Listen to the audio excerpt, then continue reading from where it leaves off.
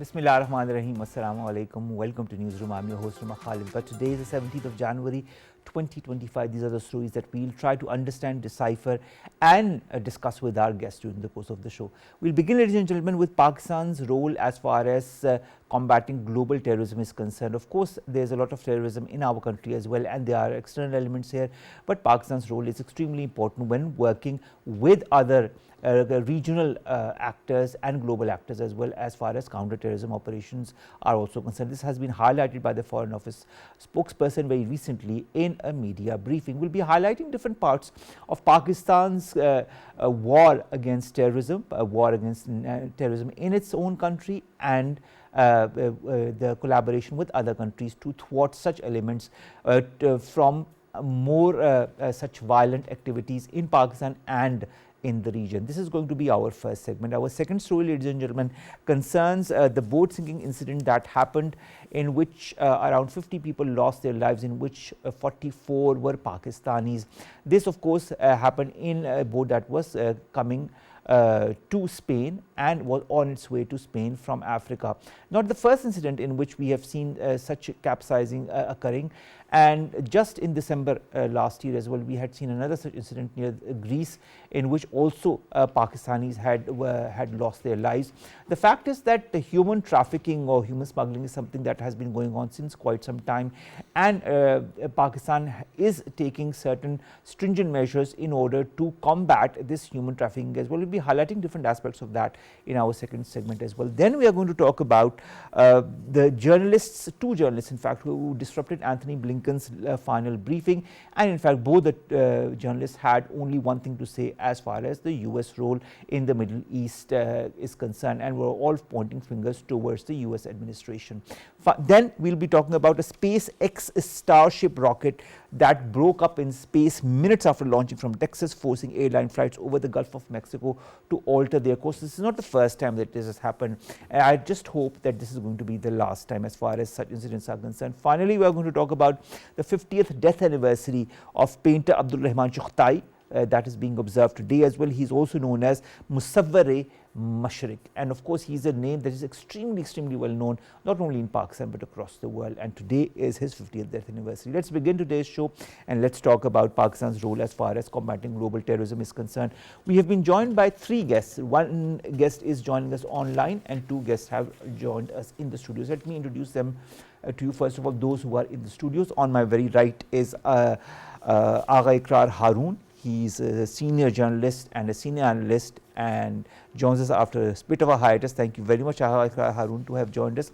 We've also been joined by Anum, who's a strategic and nuclear studies expert. She also joins us after a bit of a hiatus, so welcome back to Newsroom.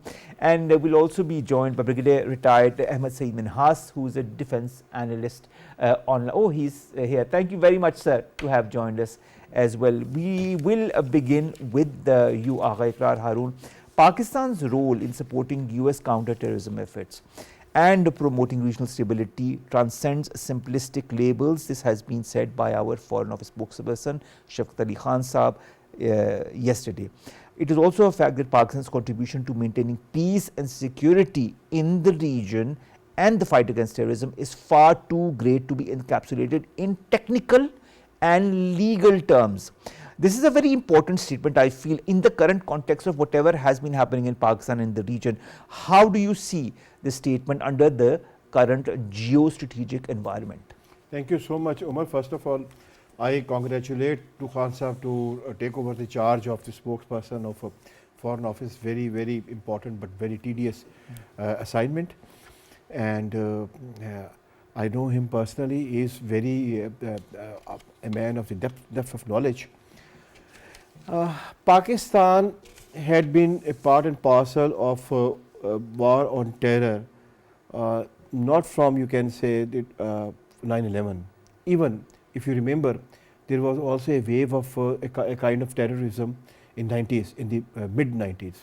Pakistan had always been, always stood with, of course, the United States, with the European Union, because Pakistan believes that this is not a war of terror US made or the European Union made. Terror and terrorism is basically ill for everybody, and Pakistan is the biggest victim for that. And after 9/11, he already mentioned we had been a non-NATO allies for a long time, and we had been sacrificing since 9/11 because the brunt came to Pakistan, whatever happened. But in these circumstances, Pakistan lost more than, this is not me, this I mean the very, you can say very rough calculation. In first 5 years, economic loss to Pakistan was more than $3 billion in first 5 years, meaning by from 2001, 9/11 up to 2006. So you can well imagine, you can calculate and multiply for that. And then whatever is Pakistan facing today is basically a part, I mean a sequence or a thread of 9/11 which we are facing now. But unfortunately, Pakistan has not been granted that, you can say, an appreciation that should have been. And recently, some statements coming from the United States, from the States Department, they are very critical and very unpleasant and very disturbing for Pakistan. So I believe Pakistan should come up with more proactive role to just remind people what we have done in war on terror. That is very important. Now, Anum, as Agha Iqrar Haroon Sahab also pointed, Shafqat Ali Khan Sahab also said that it is a fact that Pakistan is not part of any treaty alliance with the US, but it has been designated a major non-NATO ally since 2004, and now we are 2025, so that means 21 years now. How important, in your point of view, has Pakistan's role been as this major non-NATO ally of the US? Thank you for inviting me today. There's one thing that I'll do right now is step back a little more, because you see, even in 1950s, Pakistan did get aligned with the US through CETO and CENTO. We were part of all the alliances related to US back then, and we were helping US regarding all the regional initiatives that US was trying to take. And at that time, we should remember that India had opted for non-alliance. So we have been there for US, and US has used us whenever it deemed fit to them and whenever we were important. And the moment the interests, it may be because of different industrial complexes, may it be because of nuclear military industrial complexes have shifted towards India, then US has, you know, thrown us at a side. And that is all right, because we have to be understanding of the fact that it is a real politique. There are no friends and foes in international politics. It may look like US is a friend of India right now, but the moment the same thing happens with India, US may shift to any other state. So I think overall Pakistan has played a very important part, not just regarding terrorism, but also regarding all other major issues with the US, may it be socio-economical issues, may it be issues related to combating violent extremism in the region as well.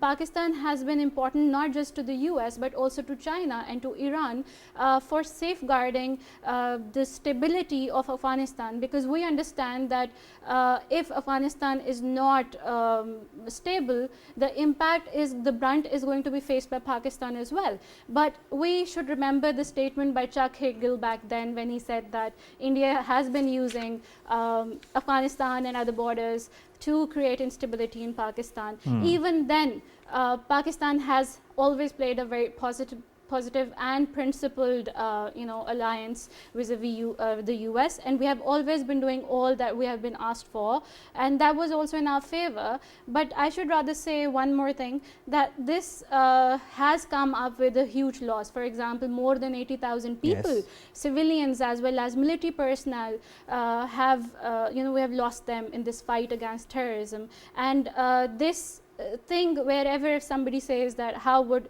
the US support be, should US support Pakistan in countering terrorism? No, it's not about US support. It's about the fact that this was a mess that was created by the US itself in the region, and then Trump himself opted to move out of Afghanistan and leaving the instability and leaving Pakistan to deal with such issues. So I think overall Pakistan has been playing a very active role, and Pakistan would continue to play a very active role for the US, even the US needs it or not. So, all right, all right. Ahmed, Saeed, Minhas Saab, thank you very much to have joined us after a bit of a hiatus as well. How do you view, sir, Pakistan's role as a key player as far as combating regional global terrorism is concerned? Also, I'd like to understand when our Foreign Office spokesperson talks about the concerns that Pakistan has over the presence of the Fitna al-Khawarij sanctuaries in Afghanistan, how significant do you feel these concerns are? And what now can Pakistan in 2025 do about this? Right. Thank you very much, Omar Saab, for having me on your show. Yeah, of course, after a long time. If I do just a quick analysis of with regard to the terrorism role, anti-terrorism role of the Pakistan vis-a-vis South Asia, and of course with the support of the United States, we have been suffering. I would say I would use the word suffering since 1954, as Ms. Anum was also saying that when we preferred joining the Sita Chanto instead of Warsaw. Since then, we have been looking after, I would say, or we have been aligning ourselves with the United States interest, especially here in the South Asia. Unfortunately, from 2001, the kind of policies the United States maintained here in the South Asia, especially in Afghanistan, and supporting India vis-a-vis China. So Pakistan has been the main sufferer. So such kind of statements from the American side is not very encouraging. Rather, I would say it is unhelpful in maintaining that sort of relation which Pakistan always wanted to. If you go to the NACTA site, National Counterterrorism Agency site, it clearly says that we have lost about 86,000 people, including military persons, since 2001. We have lost almost like 35 trillion rupees, rather more than that. In terms of dollars, you can count yourself. So Pakistan has been the main sufferer. We have, we have faced the main brunt of the terrorism here, and unfortunately, the kind of support which we wanted to have from the United States is absent. Now, this statement, which basically triggered all this discussion and your program also, if I carry out the quick analysis of that. From the political perspective, why the spokesperson said this unnecessary statement, gave the unnecessary statement, there could be, on the political ground, there could be two reasons. One, that the Biden administration is leaving, and at this particular moment, the Pakistani diaspora and the United States has been clearly siding with the new incoming administration of the Trump. So maybe it was a kind of retaliation by the spokesperson. Second, the diaspora of the Indians, especially in the United States, is quite strong. It's quite strong, and I think they have been playing this. Third, if we come to the region, here in the region, if you see the CPAC is extending its boundaries into Afghanistan, going into the Middle East.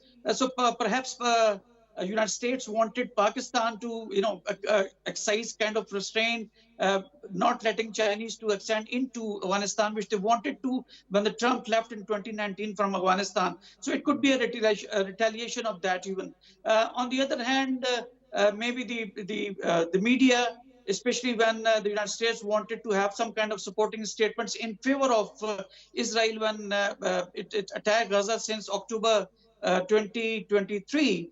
So maybe they were unable to get those kind of statements because Pakistan has very clear policies about the Israel also. So all these kind of things were perhaps frustrated the present regime in the United States, and this kind of statements we heard on the media.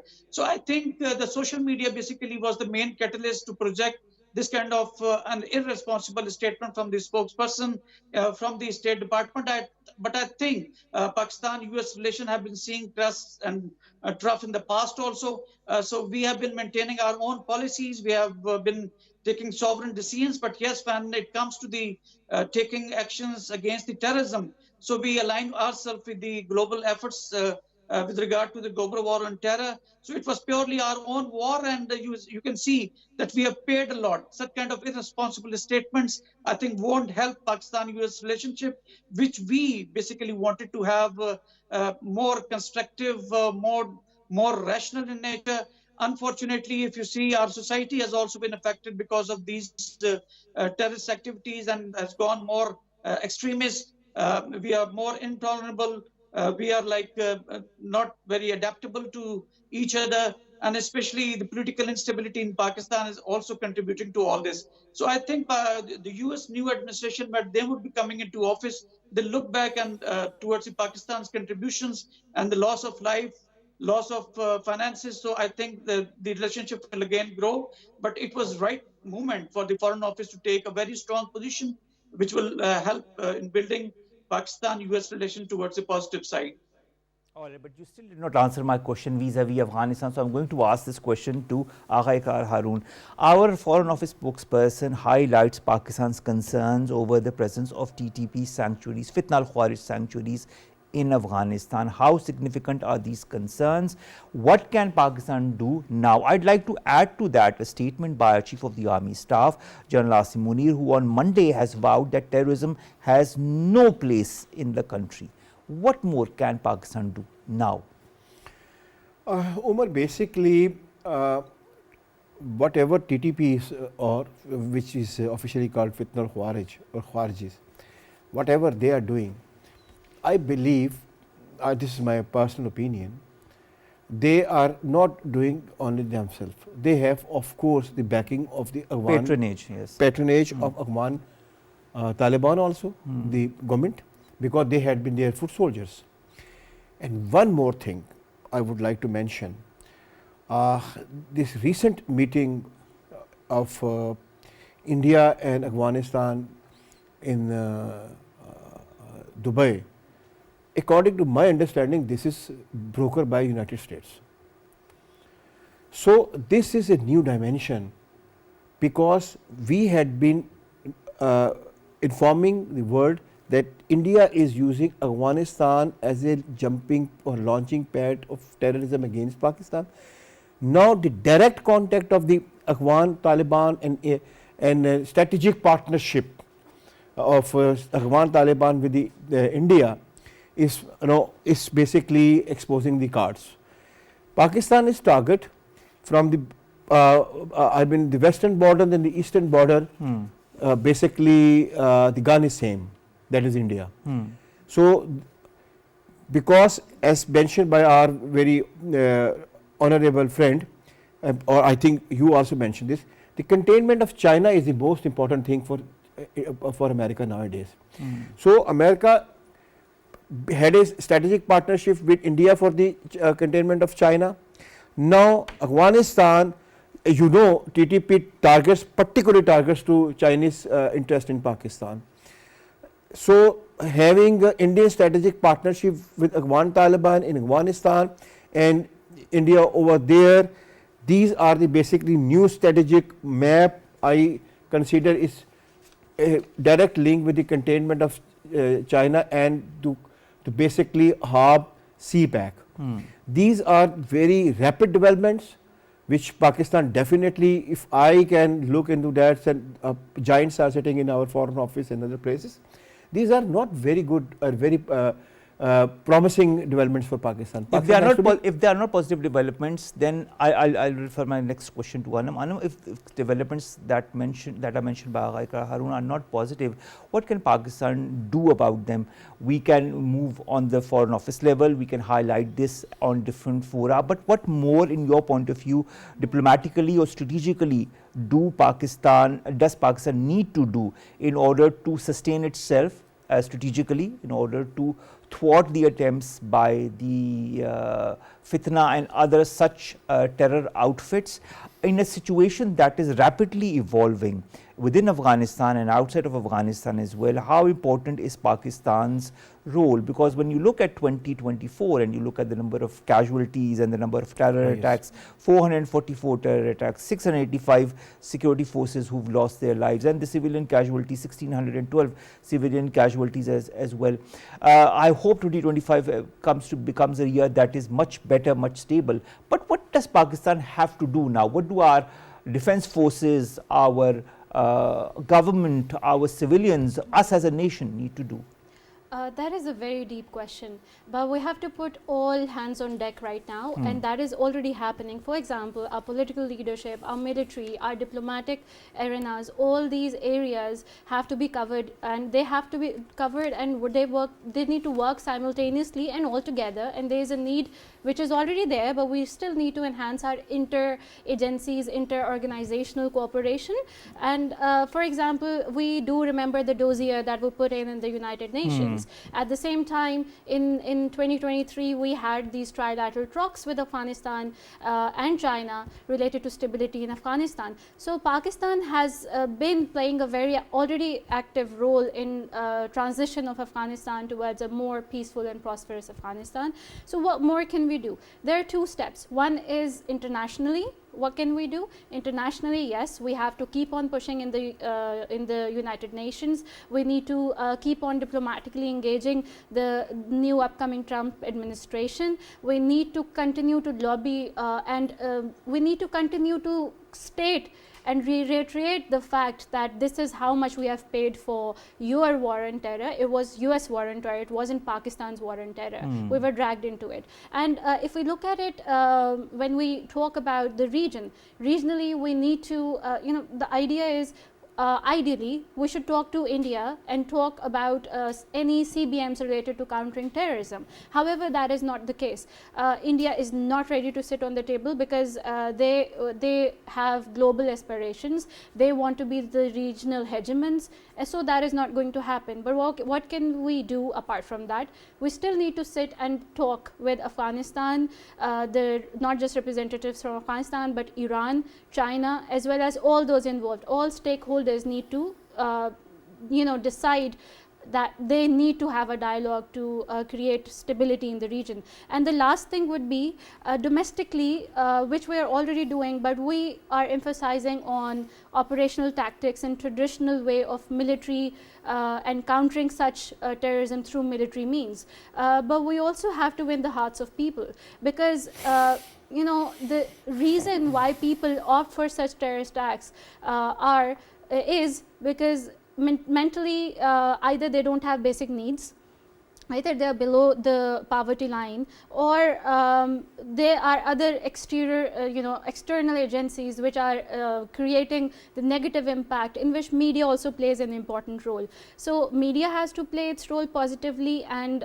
counter such a threat. Similarly, state has to talk to its people and create countering violent extremism schemes where major representatives, even the people who are the representatives of religious places like mosques and all those, need to talk to people and tell them what is right and what is wrong. Sometimes this is important to reiterate the basics. So there needs to be public engagement at all different levels, at the local level, at the national level, at the regional level, and there needs to be a basic understanding of what is right and what is wrong, and that needs to be also told to every single person who claims himself or herself to be part of Pakistan. I must say, Minhas Sahab, I'd like to understand, when Anum and of course Agha, Iqrar, Haroon Sahab talk about counter-terrorism, do you feel that Pakistan should consider crafting a regional strategy in collaboration, say for example with our very dear friend China and other neighbors, to mount collective pressure on Kabul to change its course vis-a-vis terrorism? Yeah, Umar Sahab, there's no second thought about it that we need to have a regional policy with regard to countering terrorism and having a stability in this region. Of course, it is the main stakeholders are Pakistan and the Chinese and of course the Indians also. But some of the main stakeholders have become like Chinese and Pakistan because they're gelled together and they're looking beyond the region as well. There's no second thought about it. But as Anum also said, that a lot of engagement needs to be done, which Pakistani Foreign Office is already doing it. But at the same time, we have recently had the non-permanent seat in the United Nations Security Council also. We need to use that forum to have a kind of resolution in favor of a regional peace strategy in which the main stakeholders, even you can include the other regions, actors also like the United States, because at this particular point in time, Pakistan can play a very major role. At the same time, we need to highlight in the media the double standards of the Americans also, that they at the same time when they are not recognizing the Talibani government in the interim government of the Taliban in Afghanistan. At the same time, they are giving them millions of dollars per month, which they are funding not only to build their own house, but also they're funding the TTP also. At the same time, as Anum also said, perhaps the Agha said that the deal or the meeting of the interim government of the Afghanistan and the Indians, it was also booked by the United States. Perhaps why? Because they want to stop or to convince the interim government of the Afghanistan not to let Chinese access through their land and go into the Middle East. So perhaps there needs to be a strategy. You cannot stop the technology moving out from the region. You cannot stop the trade from the region. But that's why we need to sit together, and Pakistan can play a major role in bridging the gap between the Chinese and the Americans, and for the sake of peace in this particular region. Otherwise, the Afghanistan has always remained in turmoil. Because of that, Pakistan has seen many things in turmoil in the past also. But for that, to increase weight in Pakistan's argument, we need to put our house in order, not only with regard to the stability here, political stability, the financial stability, and as the chief has been saying, that a safe Pakistan can only guarantee a strong Pakistan. A mahfouz Pakistan can give us, can give you a mazboot Pakistan, that kind of slogan. So as far as till the time we don't bring that kind of stability, perhaps we will not be able to contribute toward the financial contribution towards the upbringing of the Afghanistani economy. And they're looking towards us when we are not contributing. But at the same time, the Indians are contributing in building the roads, in building their parliament building, in building their parliament house. At the same time, the United States is also pouring the money into them. So of course, their strategy will be bought by them. So at this particular time, Pakistan need to put our own house in order first, and then our arguments will get further strengthened. I think it's very near time, because the Chief Army Staff is hell-bent now against any kind of terrorism. Pegame Pakistan of 2018 gives a complete kind of decree against any kind of terrorism in Pakistan.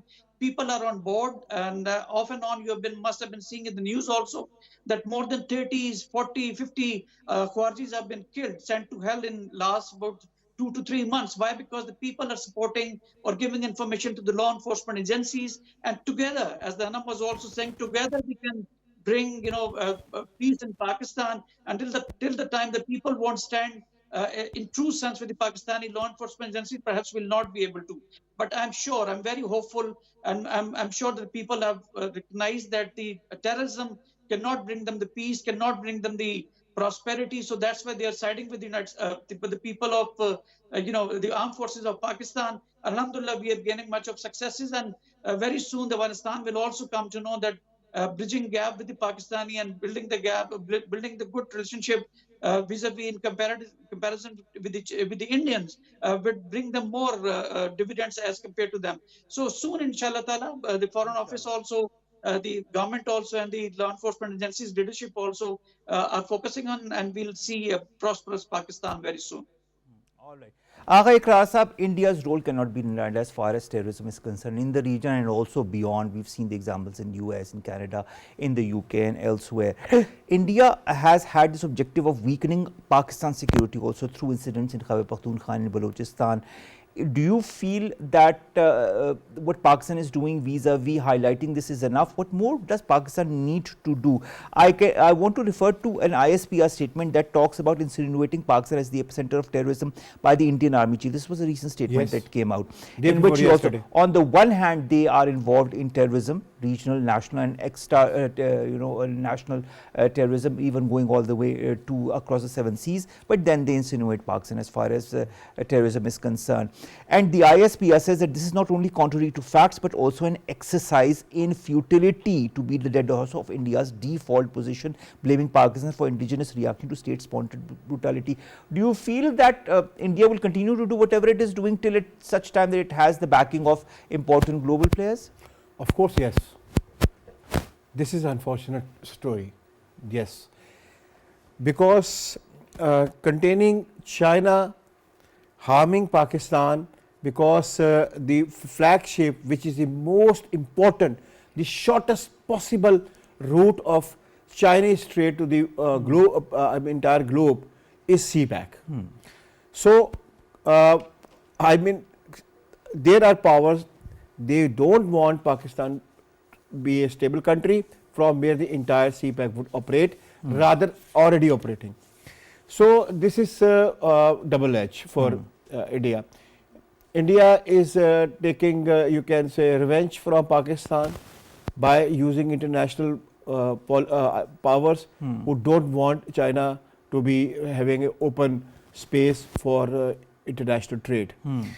One thing I would mention with your request, when you are talking about a regional, you can say, a dynamics or a regional body which can consider all this thing, you must add Central Asian states, because all Central Asian states are at risk.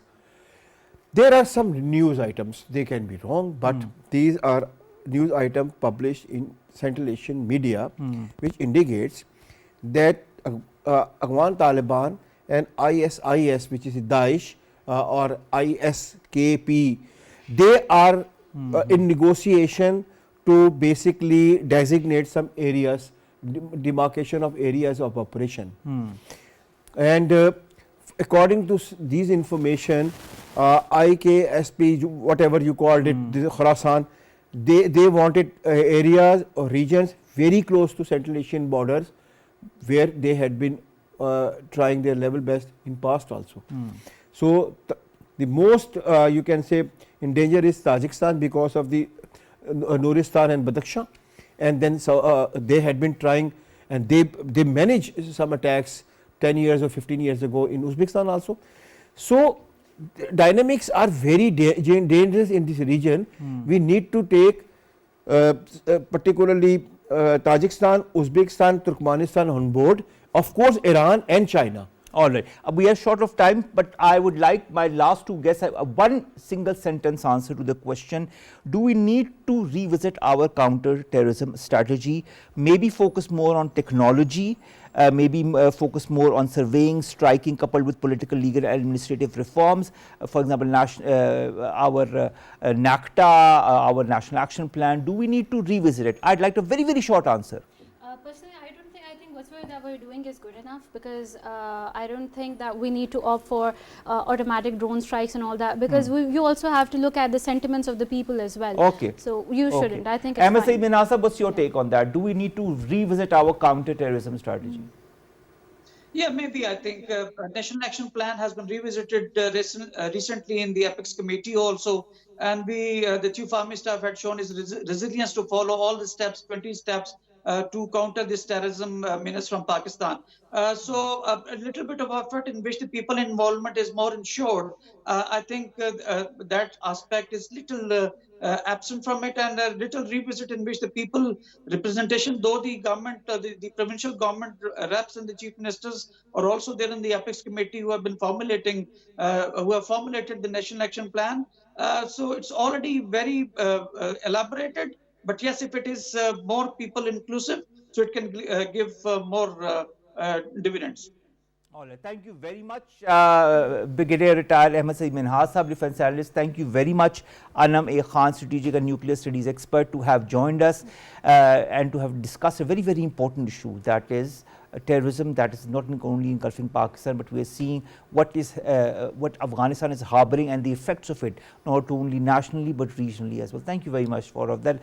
Agha Sabi, please stay with us for the second segment as well. Let's come to our second story, and that concerns, ladies and gentlemen, another boat tragedy that has occurred, and human trafficking, of course. That is something that is a huge concern for the globe, for the United Nations, and for Pakistan as well. A tragic incident involving migrants attempting to reach Spain from West Africa might have claimed the lives up to 50 people, including 44 Pakistanis, as far as the migrant rights group Walking Borders is concerned. The group reported on Thursday that the boat that had departed from Mauritania on the 2nd of January had carried 86 migrants, including 66 Pakistanis, and the Moroccan authorities were able to rescue 36 of those from a boat on Wednesday. Agha, Iqrar, Haroon continues to join us for this segment as well.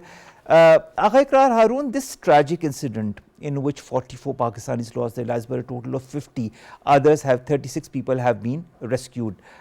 When you look at that, it doesn't seem new to it. We've seen so many such incidents occurring in the year 2024 as well.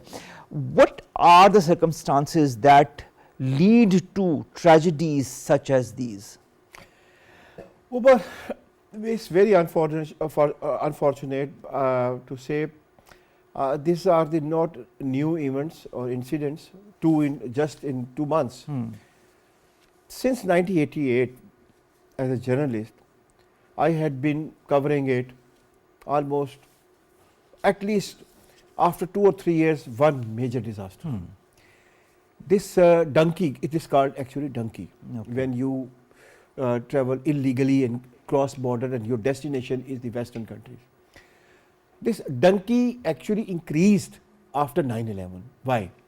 Because before 9/11, there were other means to travel illegally, or I've been making the authority fool, like fake passports and fake visas. They were very popular. All right. You are already living in Spain. You send your passport to me. I change the photo and I travel with your name to Spain, and then you will report I lost my passport. So these were the tactics before 9/11. All right. After 9/11, the world was totally changed. New technologies, immediately this travel industry was the main target of security, because whatever happened, it was linked with travel and tourism. So entire dynamics change. Now it is impossible to use a fake passport or to travel on a fake visa, because when the visa is released, the entire world global networking knows that this visa number so and so released by blah blah Is issued to a certain person. exactly. So these were the old means of fake traveling was contained or either totally diminished. All right. Then the donkey starts. Donkey is not an issue of Pakistan. Donkey is not an issue of the India or other. According to, before coming to your show, because I had this question in my mind, you could ask me this question. Since 2020 to 25, this is 550,000 people illegally tried to cross border to the west. All right. So you can calculate around 100,000, 110,000 per year. Donkey is not because of poverty or anything. Donkey is basically for dreams. All right. Dream for a better future. better future without having proper education, particularly. And your films, this social media propagate such propagates thoughts. such idea. Okay, I can go to Spain and the world is mine. And if I work there for 5 hours, I can live a life like a king. In my, at least my family can live a good life in Gujarat. These are basically the dreams. All right. And donkey seller, they basically sell these dreams to youth. Just imagine, 1 month ago, in the same district, in the same region, almost in the same cities, people were died. But other people, other youth again tried for another donkey, and 44 lost their lives. You can ask me, there's so many people ask me, Iqrar, this is basically responsibility of FIS, you can say staff or, no. If I am going, I provide a valid visa of a country, I am going there. How a FIA person standing over there at airport can stop me if my visa is valid?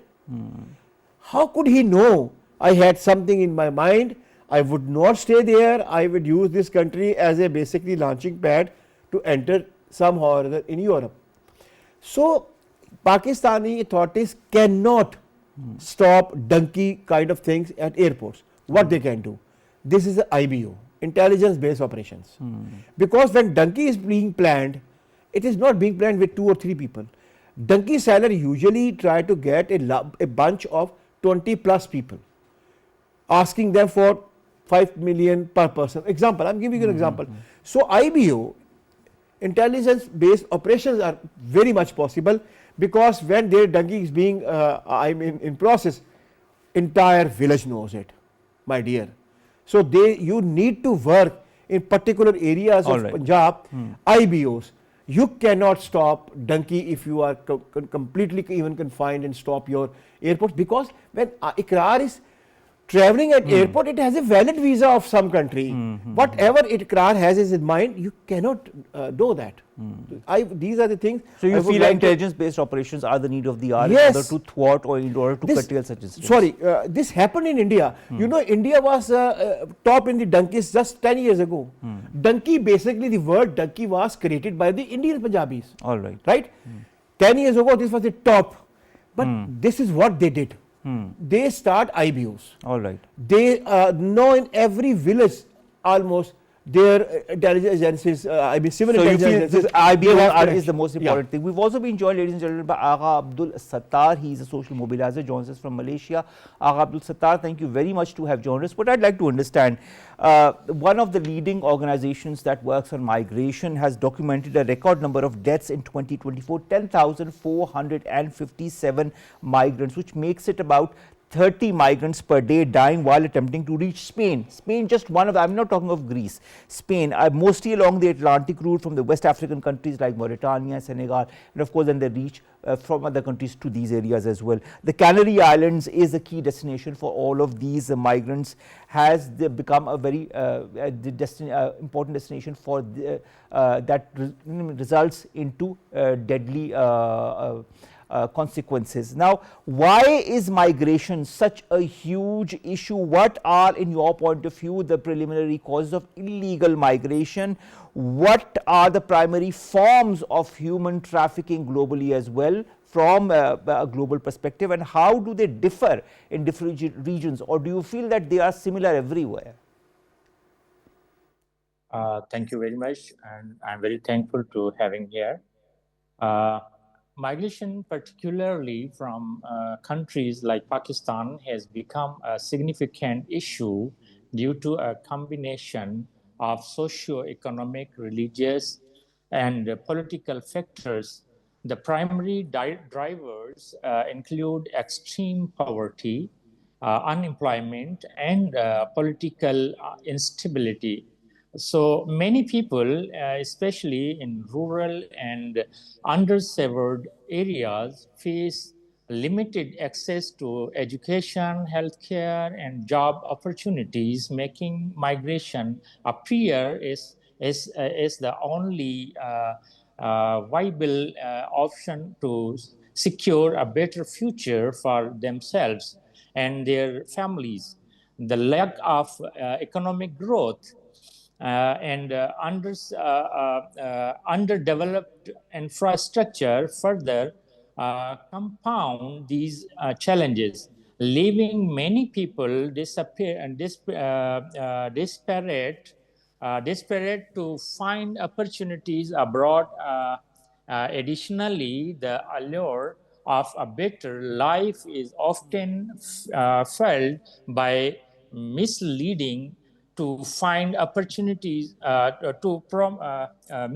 misleading promises and advertisements. Misleading promises and somehow fake promises by such agents locally or internationally lead to people giving huge sums of money for them to take these routes, and you see the results. We've seen that as far as Pakistan is concerned, in Greece in 2024, and we've seen that now near Spain as well. Thank you very much, Agha Abdul Sattar Saab, to have joined us from Malaysia. Thank you very much, Agha Iqrar Haroon Saab, to have joined us during the entire show and to have discussed many points. Kindly stay with us for 2 more minutes till I end the show. Last three stories, ladies and gentlemen. The first concerns the end of the Biden era and the last statement or briefing by Anthony Blinken. And of course, this briefing, as was expected, was disrupted twice, not once, but twice, by two journalists who were pointing towards the lack of a proper initiative by the Biden government vis-a-vis the Middle East and vis-a-vis Palestine. The first disruption came from US journalist Max Blumenthal, who challenged Blinken over the timing of the ceasefire agreement as well. He said, why did you keep the bombs flowing when we had a deal in May? Why did you allow my friends' homes in Gaza to be destroyed? Then another journalist, Sam Husseini, who's a Jordanian Palestinian, voiced similar accusations and accused the Biden administration of complicity in the alleged Israeli war crimes. Both were forcibly removed, but it was expected for that to happen. Let's see what the new administration has in store as far as the Middle East is concerned. Then a SpaceX Starship rocket has broken up in space minutes after launching from Texas, forcing airline flights over the Gulf of Mexico to alter their course, their routes to avoid falling debris, and setting back Elon Musk's flagship rocket program, the SpaceX. Now, the fact is that this is not the first time this has happened, and I hope it will be the last time something like this happens. The Starship prototype failed after launching from Texas. The upper stage anomaly led to the loss of the Starship. Super Heavy booster successfully returned to the launch pad, so we've got one end of that equipment that returned safely, and the Starship had multiple upgrades poised to deploy mock satellites, but unfortunately this happened. Finally, today is the 50th death anniversary of a renowned painter, Abdul Rehman Chughtai. It is being observed across the world, including in Pakistan. He was known, continues to be known as the Musawwir-e-Mashriq. He is known for his unique and distinctive painting styles influenced by Mughal art, miniature painting you can see in the parallel window, and Islamic art traditions. He has designed the first 4 postage stamps of Pakistan and the monograms both of Radio Pakistan and Pakistan Television. So we can be proud of that as well. His legacy continues through PTV as well. He was also a good fiction writer. He has written 2 collections, Lagan and Kajal. He passed away on this very day in Lahore after a protracted illness. Our prayers go with him today on his 50th death anniversary. With that, ladies and gentlemen, we come to an end of today's newsroom. It's a Friday, so we'll see you inshallah on Monday with news story segments that pertain to us here in Pakistan. Have a great weekend. Allah Hafiz.